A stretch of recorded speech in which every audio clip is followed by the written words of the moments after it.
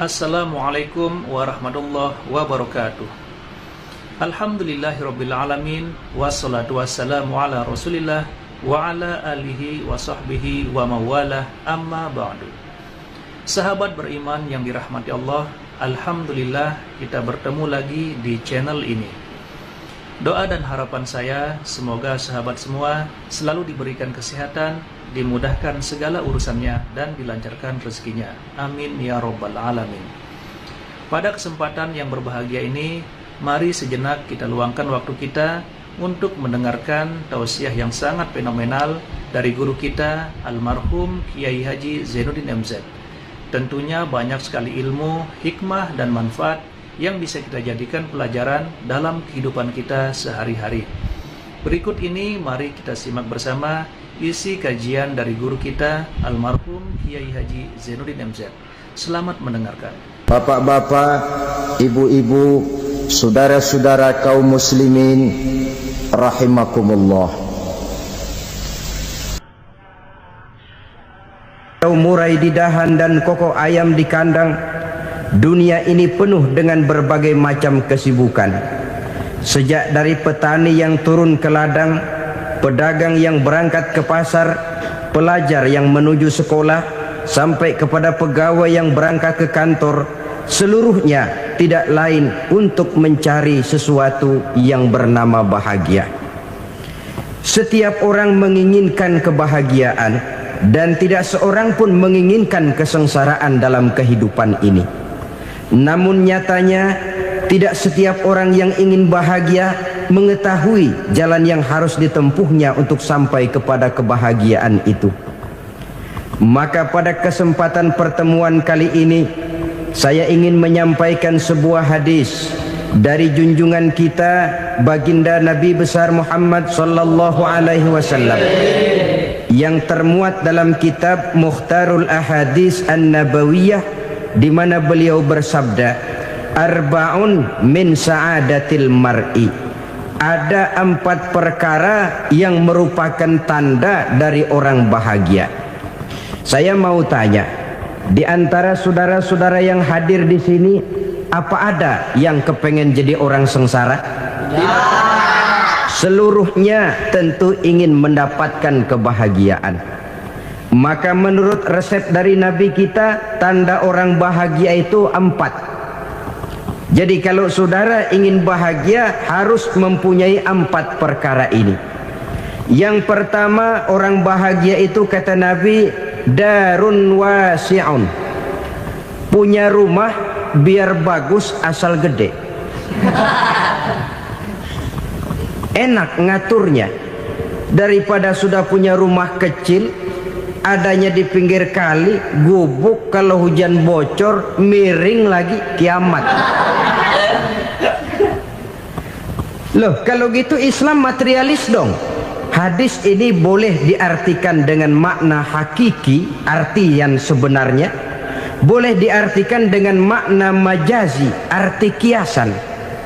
Kalau dia diartikan dengan arti kias, maka yang dimaksud darun wasi'un ay qalbun wasi'un. Rumah yang luas tidak lain daripada hati yang lapang. Karena di situ kunci kebahagiaan yang sebenarnya. Walaupun kita cuma tinggal di petak berukuran 2 kali 3 meter, kalau hati kita luas rasanya rumah itu. Tapi biar rumah kita halamannya saja puluhan ribu hektar, ada kolam renangnya, kamar tidurnya tidak lagi terhitung. Kalau hati yang menempati rumah itu sempit, maka akan terasa sempit jugalah rumah itu. Tempat bergantungnya tidak lain adalah hati. Marilah kita mencoba melihat berbagai pandangan orang tentang bahagia ini. Ada orang menyangka bahwa bahagia itu kalau dia mendapatkan harta yang sebanyak-banyaknya. Siapa yang banyak harta, dialah raja. Apa yang dia mau, seluruhnya bisa dibeli. Keamanannya, dia bisa menyewa petugas. Seluruh fasilitas untuk menyenangkan kehidupannya bisa dibeli. Pendeknya, hartalah segala-galanya dalam kehidupan. Sampai ada pepatah mengatakan, innad darahima fil amakini kulliha taksur rijala mahabatan wa jalala. Sesungguhnya harta, dinar, dirham, uang di mana-mana selalu bikin hebat orang yang memilikinya. Coba lihat orang yang punya duit sama yang enggak punya duit, jangan gaya hidupnya, gaya jalannya aja lain. Wahia lisanun liman arada fasahatan, wahia silahun liman arada qitala. Uang adalah senjata yang paling ampuh bagi orang yang mau pergi perang, dan lidah yang paling fasih bagi orang yang mau bicara. Kalau bicara dengan lidah macet, cobalah bicara dengan harta, lancar. Sampai ada pepatah demikian, segalanya bisa diatur dengan harta. Maka di kalangan orang yang berpandangan semacam itu, seluruh kegiatan hidupnya hanya terfokus kepada bagaimana mengumpulkan harta yang sebanyak-banyaknya. Tidak peduli halal haram, tidak kenal sore pagi siang dan malam, tidak sempat sujud, jauh dari agama, jauh dari kehidupan yang bersifat ruhaniyah, jauh dari Allah dan sebagainya. Sampai dalam Al-Quran dikelompokkan dalam kelompok yang dinamakan lumazah. Allazi jama'a malahu wa'addadah yahsabu anna malahu akhladah. Mereka mengumpul-ngumpulkan harta sebanyak-banyaknya dan menyangka bahwa harta yang banyak itu dapat mengekalkan hidupnya, mengekalkan kekayaannya, mengekalkan kebahagiaannya. Saudara hadirin yang berbahagia, kalau pandangan hidup ini benar, artinya kalau harta memang merupakan satu-satunya hal yang dapat membuat orang bahagia, tentu di rumah mewah tidak akan pernah ada tangis derita. Tentu di satu tempat di mana fasilitas hidup serba menunjang tidak ada yang namanya penderitaan. Tapi suka dan duka, sedih dan gembira, senyum dan tawa adalah milik setiap orang, baik dia punya harta maupun dia tidak punya harta.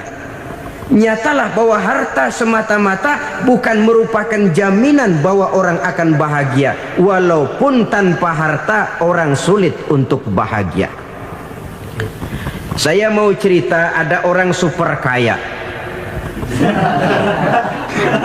namanya Aristotle Onesimus, raja tanker Yunani. Dia punya kapal tanker saja konon sampai 11 banyaknya. Punya perusahaan penerbangan yang disebut Olympic Airlines. Punya hotel di berbagai kota besar di dunia ini, sejak dari New York, London, Paris, Rome dan sebagainya. Bahkan punya pulau yang dia namakan Pulau Scorpio. Ini kan namanya sudah kaya nggak tanggung-tanggung, punya pulau. Nah, dia punya 2 orang anak, yang satu laki-laki namanya Alexander, yang satu perempuan namanya Maria Onesimus. Seluruh harapannya tertumpah kepada anak lakinya Alexander ini, yang akan meneruskan usahanya, meneruskan kekayaannya, meneruskan dinastinya. Apa yang terjadi? Ternyata anak yang dia harapkan yang bernama Alexander ini mati muda dalam kecelakaan pada waktu dia olahraga. Apa olahraganya? Namanya olahraga anak orang kaya, golongan jet set. Olahraganya olahraga pesawat terbang. Jatuh, ya nggak kapungut, habis mati. Tinggal satu anak perempuannya, Maria Onesimus. Tapi anak perempuan ini juga malah urakan. Terakhir dia pacaran, bahkan kemudian kawin sama orang Rusia. Rupanya Aristotle Onesimus ini broken. Kekayaannya yang berlimpah ruah, perusahaannya yang begitu banyak, siapa yang akan meneruskan? Siapa yang akan menggantikan? Sampai kemudian dia mengurung diri di Pulau Scorpio dan mati di sana secara mengenaskan. Seorang multi jutawan, seorang yang super kaya, mati menyendiri di pulau sepi. Ibarat kata pepatah, anak ayam mati di lumbung. Bukan kekurangan makanan, keurugan makanan. Begitu kehidupan Aristotle Onassis. Dan banyak orang-orang yang sudah demikian kaya sampai dibingungkan oleh kekayaannya sendiri.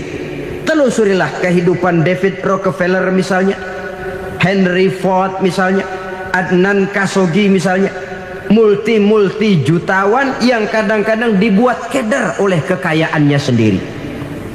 Pantas ketika Imam Ali ditawarkan orang, "Ya Ali, kalau kepadamu disuruh pilih ilmu atau harta, kau pilih mana?" Ya jelas pilih ilmu dong. Kenapa? Pertama, ilmu kalau kita berikan kepada orang lain tambah. Tapi harta kalau kita berikan kepada orang lain kurang. Saudara punya uang 10.000, dibagi orang 5.000, jelas uang saudara berkurang. Tapi saudara punya ilmu diberikan kepada orang lain bisa, saudara pun makin mantap. Tidak lantas jadi bodoh karena ngajarin orang. Saudara bisa Fatihah lalu mengajarkan orang Fatihah.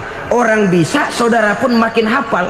Tidak lantas setelah diajarin orang ilmunya hilang. Begitu datang dia minta orang, "Tolong ajarin saya Fatihah." Udah habis, nggak ada.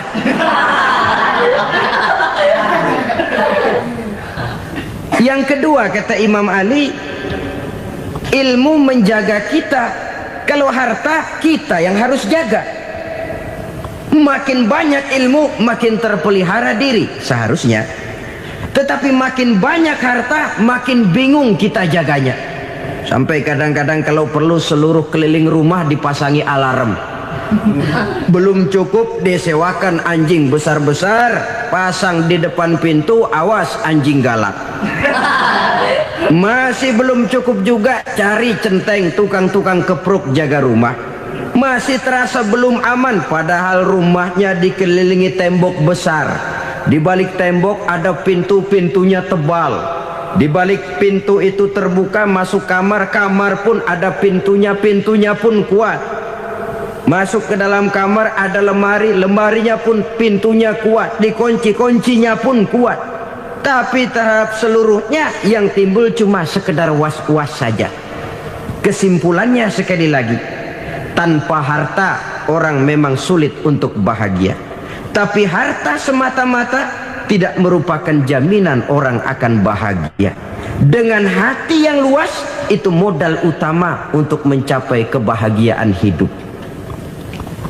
Orang yang hatinya luas, saudara-saudara, punya hati yang lapang, melihat kenyataan hidup ini, dia bersyukur senantiasa kepada Allah. Lantas tidak timbul hasud dan iri hatinya. Oleh karena itu jiwanya selalu lapang. Kalau tidak, cupik hati namanya, dangkal pandangan, tidak senang melihat orang lain dapat nikmat, dan itu sering dijadikan contoh. Kalau orang yang lapang dada, dia lihat tetangganya beli TV baru, dia berkata, "Alhamdulillah ya, tetangga kita beli TV, mudah-mudahan kita bisa ikut nonton." Lapang dadanya. Tapi orang yang sempit hati, lihat tetangga beli televisi, meriang. Enggak diapa-apain, meriang. Besoknya dengar tetangga beli motor, makin sakit, ke rumah sakit. Lalu di rumah sakit dengar tetangganya beli mobil, mati. Disiksa oleh perasaannya sendiri.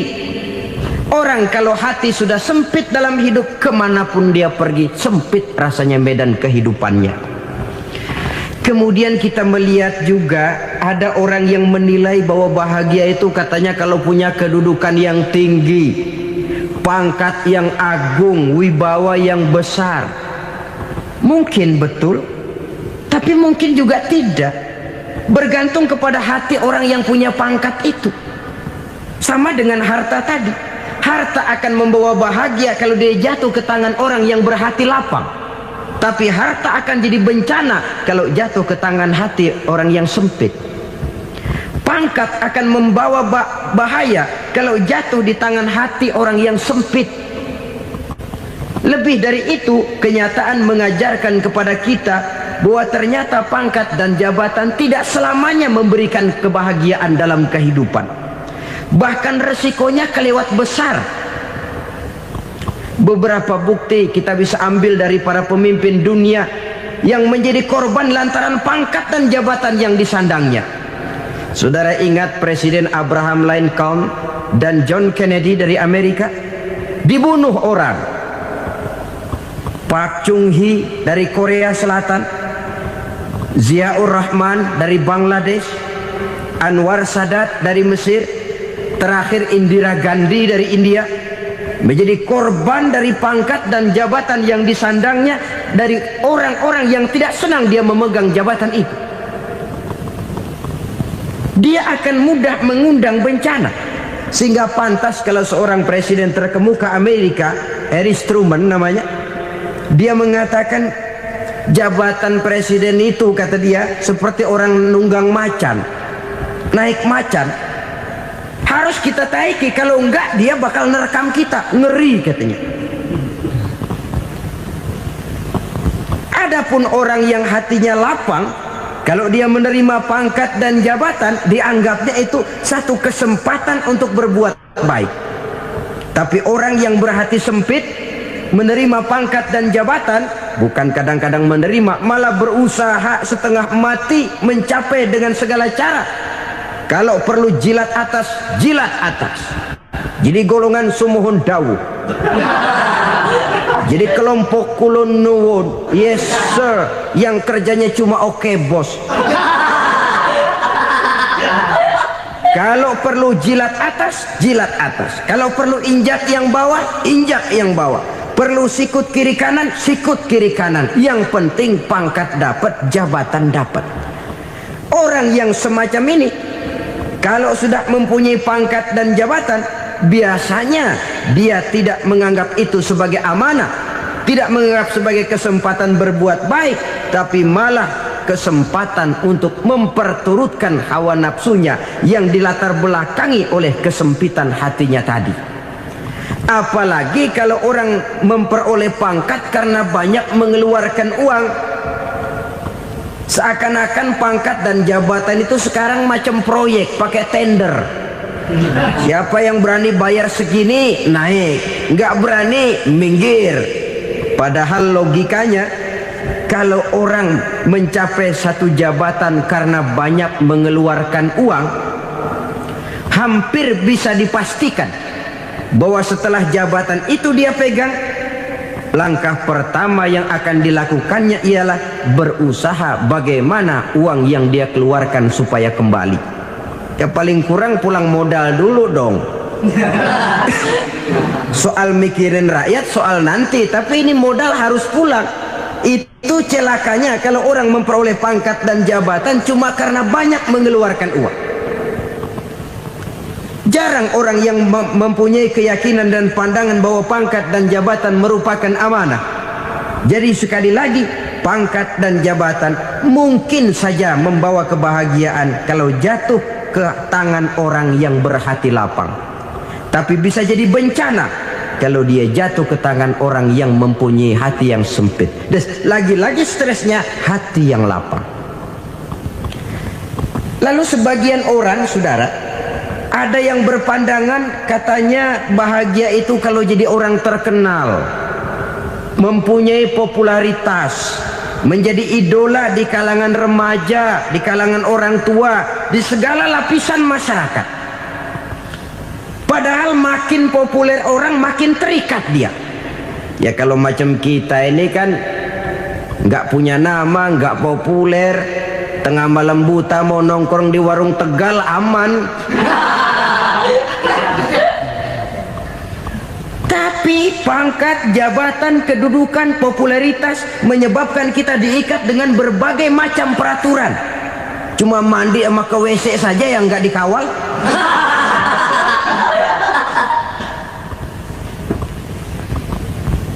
Benarkah popularitas, ketenaran membawa kebahagiaan? Mungkin ya, tapi mungkin juga tidak. Kenapa? Banyak orang-orang populer yang mengakhiri hidupnya secara tragis. Kita ambil beberapa nama. Di Amerika tahun 60-an ada bintang seksi paling terkenal yang dijuluki sex bomb, bom seks itu. Sampai sekarang jadi legenda, namanya Marilyn Monroe. Singkatan doublenya itu inisialnya MM, Marilyn Monroe. Terkenal, top, sampai dia mati tahun 62. Namanya sekarang masih saja dibicarakan orang. Kenapa dia bunuh diri? Tidak punya hartakah dia? Banyak. Kurang populerkah dia? Seluruh dunia mengenalnya. Sejak rakyat kecil sampai pejabat tinggi dia punya hubungan. Kenapa? Jenuh. Dia terlahir dalam keadaan yatim. Setelah itu tidak lama dia berangkat remaja, ibunya meninggal. Pindah dari wanita asuh ke wanita asuh sampai 12 orang ibu angkatnya. Dan kekecewaan yang paling parah, setiap laki-laki yang dekat dengannya hanya seperti kapal berlabuh. Datang dan pergi silih berganti. Padahal dia merindukan seseorang yang bisa melindungi hidupnya. Dia rindukan itu dan dia tidak pernah menemukan. Itu yang akhirnya menyebabkan dia minum pil tidur kelewat dosis, minum obat tidur kebanyakan, ya tidur terus sampai sekarang.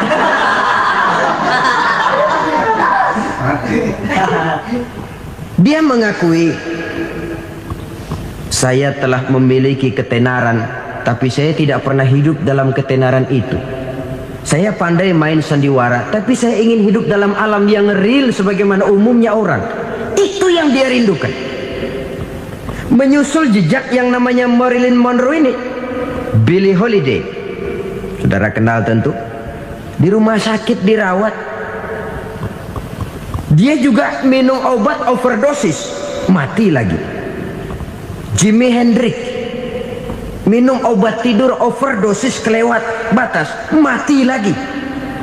Lalu yang menghanyutkan diri di danau, Janis Joplin dan Brian Jones.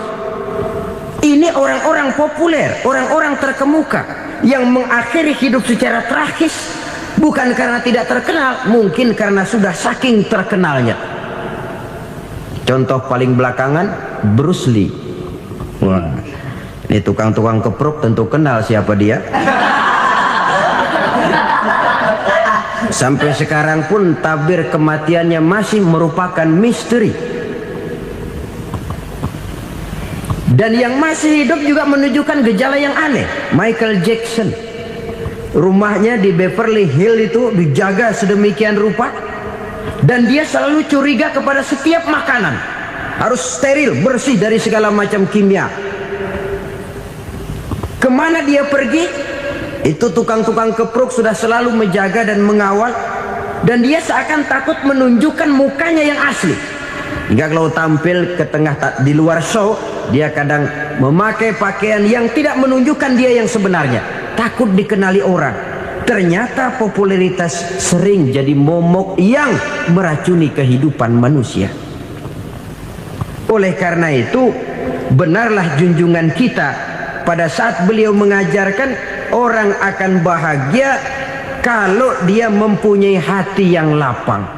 Nah, sekarang masalahnya untuk mendapatkan hati yang lapang, caranya bagaimana? Kita kembali kepada konsep Quran. Allah mengajarkan, ala inna bi dzikrillahi tatmainnul qulub. Ketahuilah bahwa dengan banyak mengingat Allah, hati akan tenang, jiwa akan lapang. Dengan kata lain, dekat dengan agama, merasakan kehadiran Allah dekat dalam hidup. Itu muara pertama untuk mencapai hati yang lapang. Ala inna bi dzikrillahi tatmainnul qulub. Jangan macam orang sekarang ingin mendapatkan ketenangan lalu tapak di puncak gunung, di gua-gua, di tempat sepi. Iyalah kalau nggak ada ular. Kalau tergigit ular berbisa, ketenangan belum, mati jelas itu.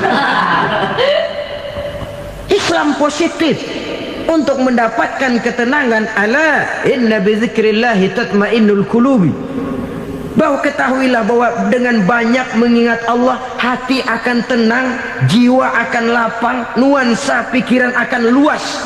Karena yang namanya bahagia ada dimanapun manusia berada. Di kampung ada bahagia, di kota ada bahagia, di ngarai, di lembah, di gunung, di hutan, di lautan, di angkasa luar, dimanapun bahagia itu ada kalau kita bermodalkan hati yang lapang ini. Dan hati akan lapang kalau kita dekat dengan agama. Dekat dengan harta buat sementara hati mungkin tenang, tapi ketenangan yang relatif dan temporer. Apalagi orang tiap kali tambah harta, tiap kali tambah rencana. Itu wajar. Mungkin sebelumnya saudara berpikir, kalau punya duit 5.000 enak nih. Begitu punya duit 5.000, aduh sayang kalau 10.000 aja.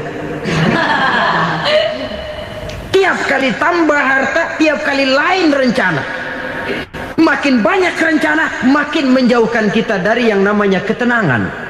Padahal ketenangan merupakan unsur utama untuk mencapai bahagia. Dan ketenangan itu bermuara dalam hati manusia. Tengoklah kehidupan ini. Orang yang banyak harta dengan orang miskin, berbedakah rasa sakit yang mereka tanggungkan? Rasanya tidak.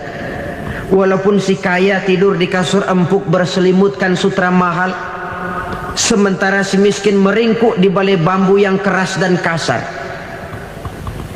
Apabila maut datang, dia juga tidak pernah pilih bulu.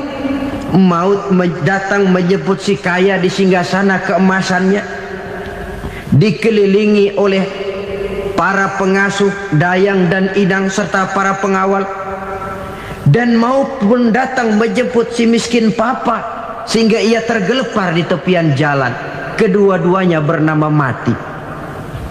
Kalau nyata bahwa sakit yang ditanggung si kaya tidak beda dengan sakit yang ditanggung si miskin, bukan harta semata yang membuat orang bahagia. Hati yang tenang, jiwa yang lapang penuh kedamaian, karena banyak berzikir dan mengingat Allah, itu merupakan modal utama untuk mencapai sesuatu yang bernama bahagia.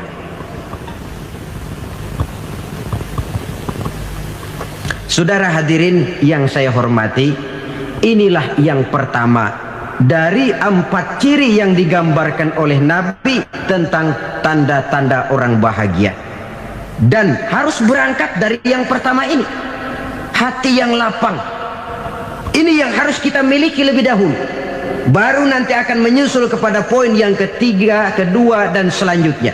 Sebab kalau hati sudah terisi dengan jiwa yang lapang, seluruh persoalan insya Allah akan bisa kita atasi dengan sebagaimana mestinya. Yang kedua sekarang, tanda orang bahagia menurut baginda Nabi, markabun syariah. Orang bahagia itu, kata beliau, punya kendaraan biar cepat asal lancar. Artinya kemana dia mau pergi mudah. Apa maksud hadis ini? Kalau kita kaji lebih dalam, kendaraan itu kan alat transportasi. Transportasi tidak lain adalah usaha memudahkan komunikasi. Pindah dari situ kepada teori bahwa manusia adalah zon political, makhluk bermasyarakat yang tidak bisa memenuhi kebutuhan hidupnya secara sendirian. Kita memerlukan keberadaan orang lain dalam kehidupan ini. Untuk memakai baju saja kita sudah perlukan petani yang tanam kapas, pabrik yang memintal kapas jadi benang, pabrik yang menenun benang jadi kain, sampai kepada mesin jahit, sampai kepada tukang jahit. Itu cuma untuk memakai pakaian saja. Tidak seorang pun di antara kita yang sanggup memenuhi kebutuhan hidupnya secara sendiri. Kita perlu orang lain. Maka kebebasan dalam arti mutlak, kebebasan tanpa batas, itu tidak mungkin ada dalam kehidupan. Karena kita mengadakan yang disebut interaksi sosial. Setiap kegiatan kita tentu melibatkan orang lain.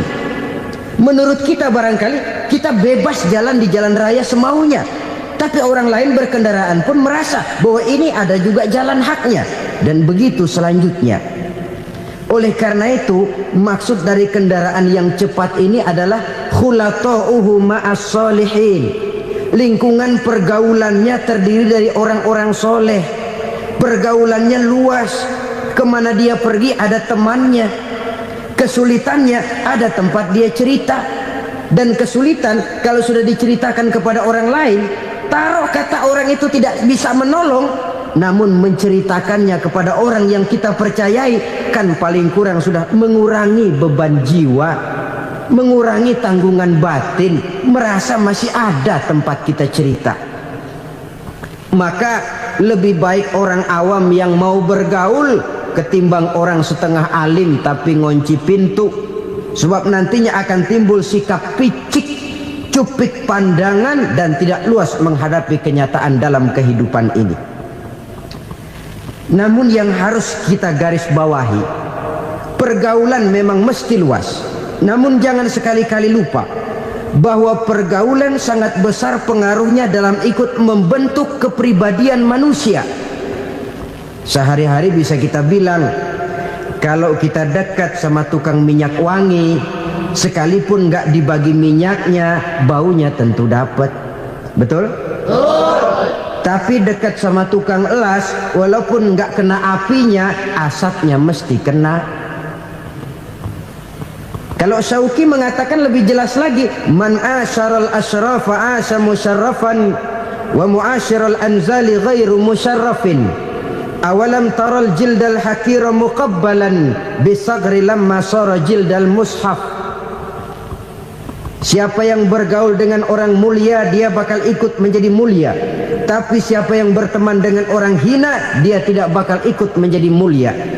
Tidakkah kau lihat, kata Syauqi, kulit kambing yang hina pun dicium orang ketika menjadi kantong Quran. Kulit kambing hina, kalau dia sendirian gak ada yang mau cium. Tapi begitu dia bergaul dengan Quran, menjadi kantong Quran, dipakein minyak wangi, ditaruh di tempat yang tinggi, mau diambil dicium dulu, dibawa dengan penuh hormat dan hati-hati. Kulit kambing yang hina lantaran berteman dengan Quran, numpang mujur. Tapi coba lihat kalau kulit kambing berteman dengan kayu, jadi beduk, habis. Zohor dikemplang, asar dipukul. Itu pun sedikit saja, cuma salah milih teman. Yang temannya Quran dihormati orang, yang temannya kayu lantaran jadi beduk, gelap-gelap subuh orang udah kemplangin.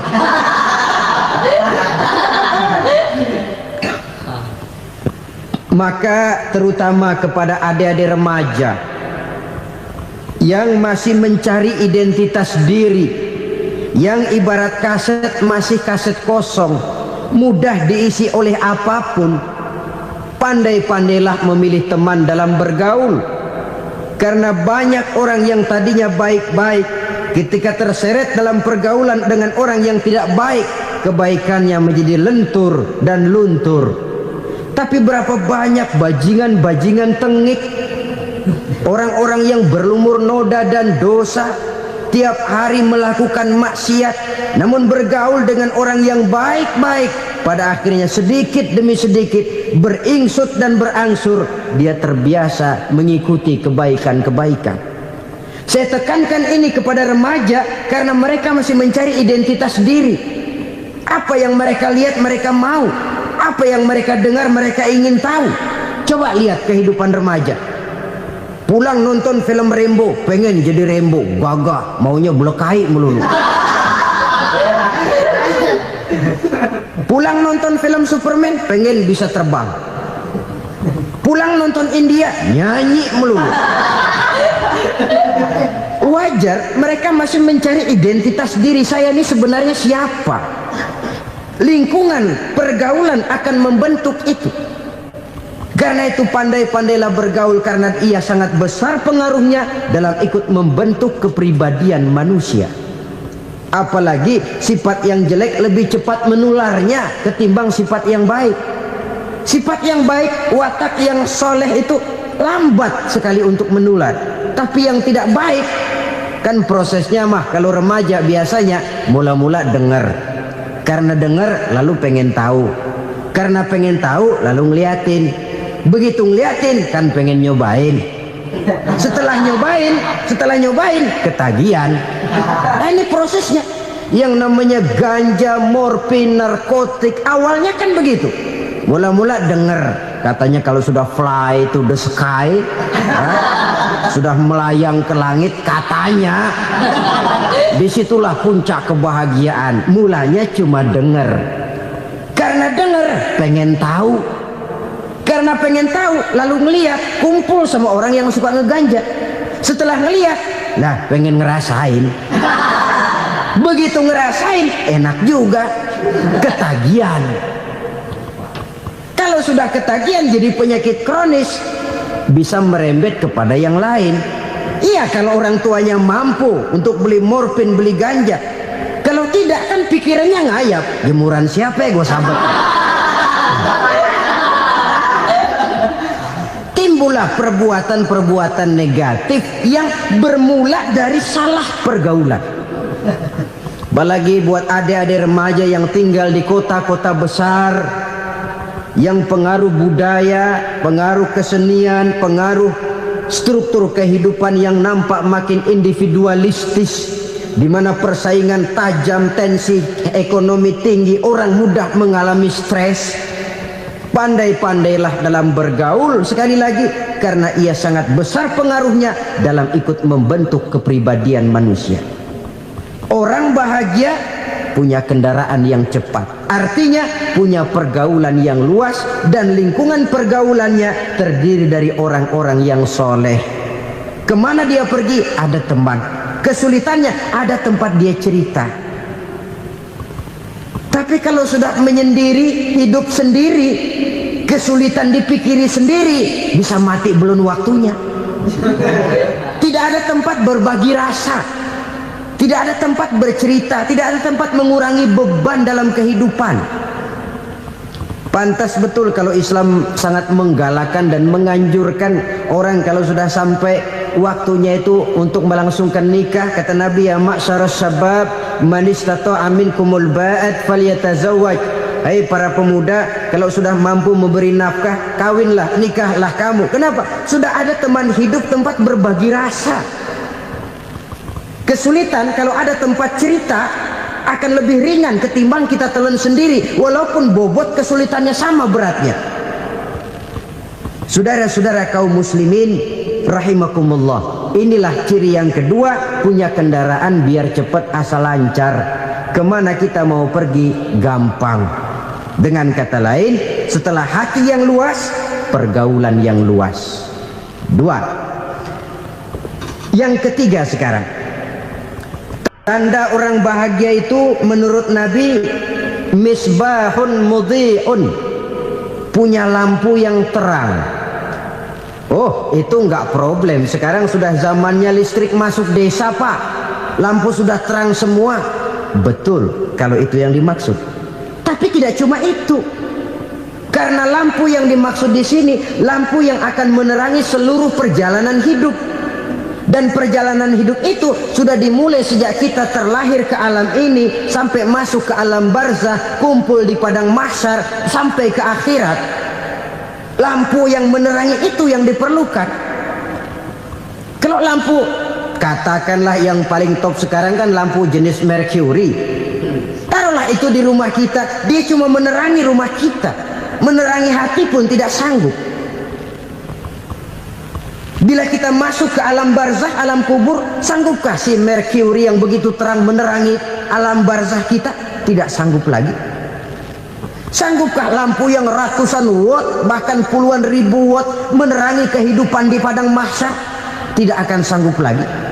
Kalau demikian, yang dimaksud lampu yang terang di sini apa? Tidak lain amal soleh, kebajikan yang kita lakukan dalam hidup. Itu yang akan jadi lampu penerang. Di dunia nama kita akan terang, jasad kita boleh hancur terkubur tanah, tapi nama kita akan dikenang orang. Begitulah kalau orang meninggalkan kebajikan dalam hidup seperti sekarang. Ribuan orang tiap saat berziarah ke kubur Imam Syafi'i, ke kubur Imam Malik, ke kubur Imam Ghazali, ke kubur orang yang baik-baik, orang yang soleh-soleh. Kebajikannya yang ditinggalkan, yang mengukir namanya dengan tinta emas. Sehingga saudara sudah terbaring di alam kubur, orang lewat, Allah ini kuburannya Fulan bin Fulan, dulu ini kebaikannya Masya Allah, saya ikut merasakan. Mari kita mampir sebentar, kita Fatihah, mohon disampaikan Allah pahalanya kepada almarhum. Al-Fatihah. Itu kalau orang baik-baik. Lalu saudara tanya, Pak, orang mati dikirimin Fatihah apa nyampe pahalanya? Saya jawab, kalau saudara nggak percaya, mati dulu dah. Nanti saya Fatihain, tungguin di sana, umpama nggak sampai balik lagi kemari. Sekarang ini kan maunya otak-otakan saja, kalau nggak masuk otak nggak percaya. Padahal alam gaib itu nggak bisa diotak-otakin. Subhanallah, sangat luar biasa apa yang sudah dijelaskan oleh guru kita almarhum Kiai Haji Zainuddin MZ. Sahabat beriman yang dimuliakan Allah, tetaplah di channel ini karena kajian ini belum selesai. Dan masih banyak lagi hal-hal menarik yang akan disampaikan oleh guru kita almarhum Kiai Haji Zainuddin MZ. Maka dari itu mari kita lanjutkan kembali. Selamat mendengarkan. Sama saja dengan saudara pernah dengar cerita kapal tanpa emas tenggelam kan? Pernah nggak? Di mana? Salembo. Ya, di laut Masalembo. Begitu ke tanpa emas tenggelam, ratusan penumpang itu terjun ke laut, dipermainkan gelombang, berjuang menghadapi maut itu. Orang lagi timbul tenggelam di lautan, dihantam ombak, kita tengokin pakai helikopter. Pak, lagi timbul tenggelam ya? Iya, tolongin. Jangan khawatir Pak, nih saya kirim intan Pak, harganya 10 juta. Kira-kira orang yang timbul tenggelam di laut seneng nggak? Ya. Kan mahal toh intan 10 juta.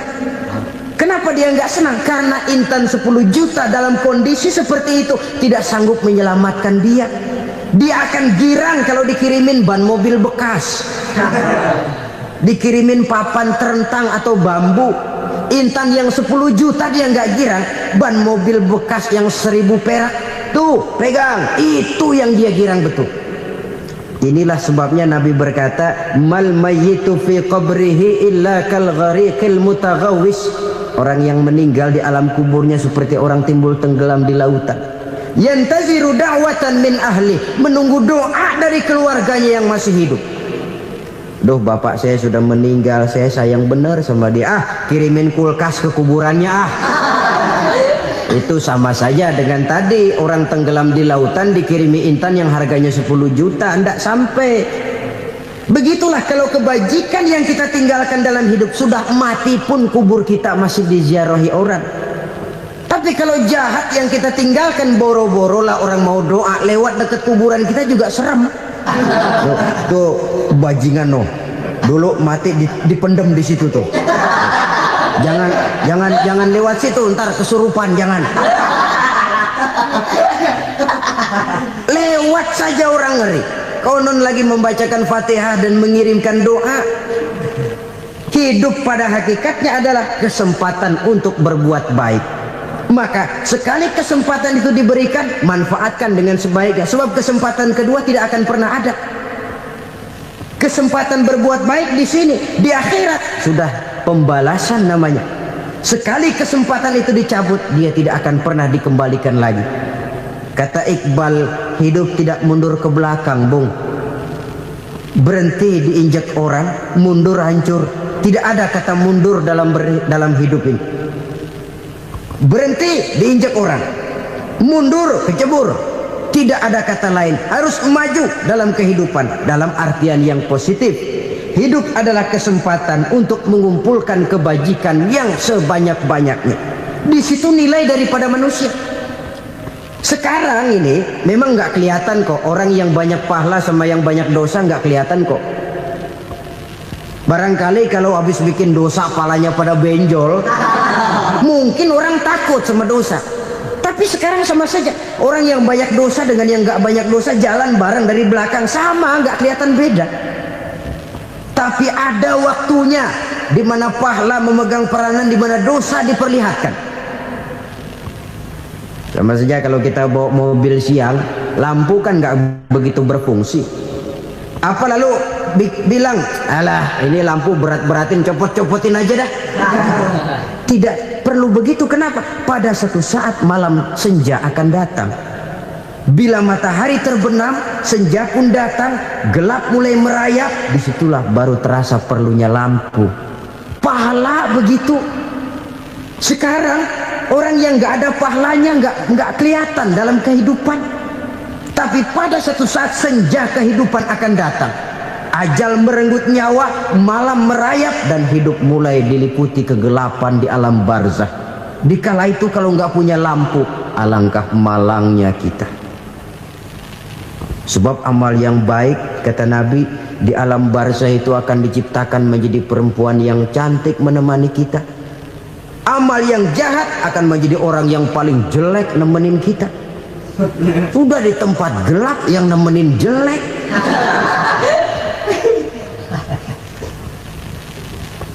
Kaum muslimin rahimakumullah. Kalau demikian masalahnya, tergantunglah kita pandai memanfaatkan waktu. Al-waktu kasayf, waktu itu cepat sekali. Yang namanya waktu itu tahu-tahu.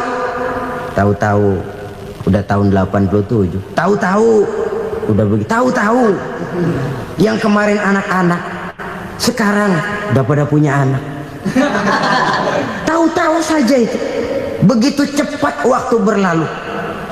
Kalau tidaklah pandai kita memanfaatkannya, akan rugi kita. Nabi bersabda, "Man kana yaumuhu khairun min amsihi fahuwa rabih." Barang siapa yang hari ini lebih baik daripada hari kemarin, itu orang untung. Hari ini lebih baik daripada kemarin. Bulan ini lebih baik dari bulan kemarin. Tahun ini lebih baik dari tahun kemarin. Itu orang yang beruntung. Tahun kemarin sembahyangnya maghrib doang, sekarang udah tambah isya. Tahun kemarin cuman Idul Fitri aja ngancem bener, sekarang udah tambah Jumat, lalu tambah lagi maghrib, tambah lagi isya, dan selanjutnya. Hari ini lebih baik daripada kemarin, itu orang yang beruntung. Wa man kana yaumuhu mislu amsihi fahuwa khasir. Lalu barang siapa yang hari ini sama saja dengan hari kemarin, itu orang rugi. Hari ini sama dengan kemarin, rugi itu. Bulan ini begitu, bulan kemarin begitu, tahun ini begitu, tahun lalu juga begitu. Rugi itu orang. Rugi apa? Rugi umur. Umur tambah, amalan gak pernah tambah. Dan saya pikir lebih merupakan azab ketimbang nikmat kalau orang dikasih panjang umur cuma untuk numpuk dosa. Mending mana? Panjang umur banyak dosa sama pendek umur dikit dosa? Mending mana? Mending mana? Ya, paling mending tentu panjang umur banyak pahala. Tapi kalau tidak, sekali lagi, lebih merupakan azab ketimbang nikmat kalau orang diberikan panjang umur tapi cuma untuk sekedar menumpuk dosa. Kehilangan kesadaran bahwa dunia bukan terminal akhir dari satu perjalanan. Dia cuma halte di mana kita berhenti sebentar untuk menuju kepada terminal yang hakiki. Saudara-saudara kaum muslimin rahimakumullah. Inilah lampu yang akan menerangi kehidupan. Amal yang kita lakukan di dalam kehidupan. Jadi yang dimaksud dengan lampu yang terang, kebajikan yang kita kerjakan dalam hidup. Nah, setiap orang di awal tadi saya bilang ingin bahagia. Bahagia itu kan hakikatnya kumpulan senang dan selamat. Senang, selamat. Apa bedanya? Senang tapi tidak selamat, nggak bahagia. Selamat tapi nggak senang, nggak bahagia orang. Contoh, kalau orang korupsi, duitnya banyak, senang dia, tapi keselamatannya. Ada tentara baris di samping rumahnya udah bingung, padahal tentara latihan. Tentara cuma latihan, dia bingung. Senang, tapi karena keselamatannya tidak terjamin, dia tidak bahagia. Sebaliknya pegawai negeri jujur benar, cuma segaji-gajinya, selamat nggak korupsi, tapi melarat, ya nggak bahagia juga, kurang senang. Kesenangan dan keselamatan untuk dunia saja, ya sekali lagi, kalau cuma sekedar untuk dunia saja, bisa dibeli pakai uang. Bisa dibeli pakai uang. Saudara ingin selamat, bisa dibeli pakai uang. Saudara ingin senang, bisa dibeli dengan uang. Tapi setelah mati, masuk ke alam barzah, habis kekuasaan uang. Nggak bisa lagi beli keselamatan pakai uang. Tidak mungkin lagi membeli kesenangan dengan uang. Di situ pahala yang megang peranan. Makin banyak pahala, makin banyak saham untuk membeli kesenangan dan keselamatan, untuk memperoleh yang namanya bahagia. Dan jangan lupa loh, di alam barzah kita nggak sebentar, menunggu datangnya kiamat. Loh iya, kalau kita begitu dikuburin terus kiamat datang, untung. Tapi kalau masih harus 1000, 2000, puluhan ribu tahun yang akan datang, dalam satu penantian yang begitu lama, tanpa saham untuk memperoleh kebahagiaan, satu kemalangan yang tidak ada pernah putus-putusnya. Janganlah tergelincir oleh kebahagiaan sebentar yang menipu dengan mengorbankan kebahagiaan hakiki yang berjangka panjang. Apa artinya senyum sejenak kalau harus ditebus dengan tangis seumur hidup? Biarlah kita minum jamu, pahit memang, getir memang, tapi kan besok badan sehat. Daripada sekarang minum sirup, manis memang, enak memang, tapi bibir pada jontor besok. Sirawan, batuk, nggak karu-karuan. Banyak orang tertipu oleh kesenangan yang sebentar, padahal laisa kullu ma yalma'u zahaban. Belum tentu semua yang berkilat itu emas. Belum tentu semua yang gemerlap itu intan.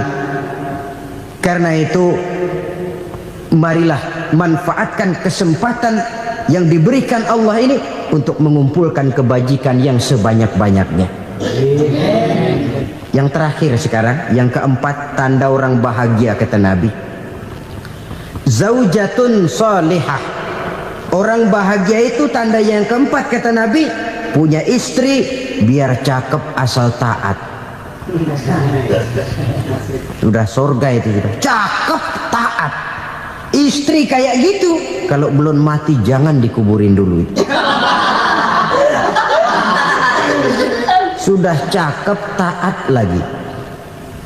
Tapi kadang-kadang enggak, udah jelek ngadat melulu. Apa yang mau dipilih? Sebab itu Quran mengatakan istri pakaian untuk suami, suami pakaian untuk istri. Kenapa suami istri diibaratkan pakaian? Alangkah tingginya gaya bahasa Quran ini. Suami istri teman hidup, hidup perjalanan panjang. Sejak kita dalam rahim sudah ada hidup kan di sini. Sampai ke alam dunia, masuk ke alam barzah, kumpul di padang mahsyar, sampai menuju akhirat, itu perjalanan hidup. Carilah istri atau suami teman hidup yang membawa manfaat tidak hanya kehidupan di dunia ini, sampai di alam barzah, sampai di padang mahsyar. Suaminya mungkin meninggal lebih dulu, atau istrinya mungkin meninggal lebih dulu, tapi suami atau istri yang masih hidup berbuat kebajikan. Suami saya meninggal, ada hartanya, saya sedekahkan, niat pahala untuk almarhum suami saya. Ini teman hidup, tidak dibatasi dan tidak bisa dipisahkan oleh maut sekalipun. Zohirnya mungkin pisah, badannya mungkin pisah, tapi hatinya, jiwanya, kebersamaannya dalam menghadapi kehidupan. Karena itu, saudara-saudara, bahasa Quran indah. Suami istri diibaratkan seperti pakaian. Apa fungsi pakaian? Pertama, pakaian jadi kebanggaan. Artinya suami harus menjadi kebanggaan istri, istri harus jadi kebanggaan suami. Yang kedua, pakaian itu kan fungsinya menutup aurat. Artinya sesama suami istri harus saling menjaga kekurangan masing-masing. Jangan malah sesama suami istri saling membongkar rahasia dan aibnya sendiri-sendiri. Istrinya diceritain jeleknya di mana-mana, atau suaminya dibongkar rahasianya di pasar umum. Itu sudah tidak lagi berfungsi sebagai pakaian. Kenapa semua ini diperlukan? Karena kita menyadari bangsa yang baik terdiri dari masyarakat yang baik. Masyarakat yang baik merupakan susunan dari warga yang baik. Warga yang baik adalah terdiri dari rumah tangga yang baik. Dan rumah tangga yang baik merupakan susunan dari pribadi-pribadi yang baik. Dari situ langkah dimulai. Membangun satu bangsa yang baik diawali dengan membangun rumah tangga yang baik, dengan menciptakan pribadi-pribadi yang baik. Sehingga dari sini diharapkan berkembanglah nilai-nilai kebaikan. Orang akan bahagia mempunyai istri yang soleh. Kenapa? Tidak ada seorang suami bisa sukses jadi apapun dia, apapun profesinya, dokterkah, kiaikah, mubalikah, petanikah, pengusahakah, pejabat tinggikah, tidak ada seorang suami yang bisa sukses tanpa peran serta istrinya. Walaupun memang peranan itu tidak begitu kelihatan, tapi sangat menentukan. Karena itu, saudara hadirin yang saya hormati, Islam sangat menghargai kaum wanita, memberikan kedudukan yang tinggi sepanjang tidak mematikan kodrat kewanitaannya. Nah, kalau sudah kesuksesan ini diawali dari rumah tangga, karier di masyarakat mudah untuk dikejar. Tapi keberantakan di rumah tangga merupakan kegagalan pertama di tempat lain. Nah, inilah saja yang dapat Al-Fakir sampaikan pada pertemuan kali ini. Alhamdulillahirrabbilalamin. Itulah tadi tausiah yang sangat luar biasa yang disampaikan oleh guru kita almarhum Kiai Haji Zainuddin MZ. Banyak sekali ilmu, hikmah, dan manfaat yang bisa kita jadikan pelajaran dalam kehidupan kita sehari-hari. Sahabat beriman yang dimuliakan Allah, mari kita doakan guru kita, semoga beliau diampuni segala dosa-dosanya dan dilapangkan kuburnya. Amin ya Rabbal Alamin. Dan buat sahabat semua yang sudah setia menyimak tausiah ini sampai selesai, saya ucapkan terima kasih banyak. Semoga Allah Subhanahu wa Ta'ala senantiasa selalu melimpahkan rahmat dan karunia-Nya kepada sahabat semua, selalu diberikan kesehatan, dimudahkan segala urusannya, dan dilancarkan rezekinya. Amin ya Rabbal Alamin. Demikian yang dapat saya bagikan, kurang lebihnya mohon maaf. Sampai bertemu lagi di kajian berikutnya. Wabillahi taufik wal hidayah, waridho wal inayah. Wassalamualaikum warahmatullahi wabarakatuh. Setelah kita bersama-sama mendengarkan tausiah yang sangat luar biasa yang sudah disampaikan oleh guru kita Al-Makrullah Kiai Haji Zainuddin MZ, sekarang mari kita lanjutkan aktivitas kita masing-masing. Buat sahabat semua yang sudah setia menyimak tausiah ini sampai selesai, saya ucapkan selamat beraktivitas. Semoga selalu diberikan kesehatan dan dimudahkan segala urusannya. Amin ya Rabbal Alamin. Sampai berjumpa lagi di pertemuan berikutnya. Assalamualaikum warahmatullahi wabarakatuh.